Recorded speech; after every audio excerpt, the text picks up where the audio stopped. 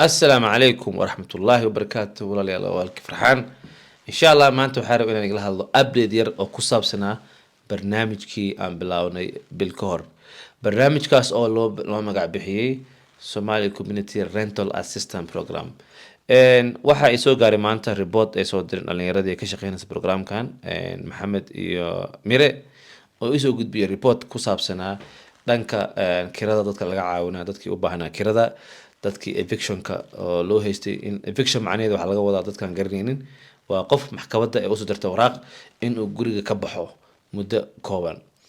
ama qolada guryaha ee maxkamad qofkii geeyeen marka cases-kan qabanay bishii la soo dhaafay waxay ahaayeen content case so far waxaan process gareynay 32 case ayaa la approve gareeyay 18 case-na weli waxay ku jiraan process so dadkii aan processkooda aan ku jiray qaarkood weli waxbaa ka dhiman caddeemaha ka dhiman saa nii sheegay waxyaabaha aan loo baahan yahay programkan waxaa ka mid ahaa waraaqda caddeynayso in kira lagugu leeyahay you know waxaa kaloo loo baahan yahay waraaqda sheegayso in oo aska bixin karin kirada waraaqda sheegayso qofka guriga iska leh ama qofka kirada kaa bixinayay ama qofka aad siinayso landlordka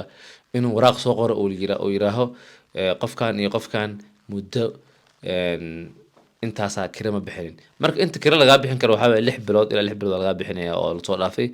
ilaa 6 bilood oo soo socoto marka dadka ka faa'iidaystay waxaa idin leeyahay guriyo dadka weli sugaya processkana iska suga dadkaan weli u baahan in laga caawiyo barnaamijkan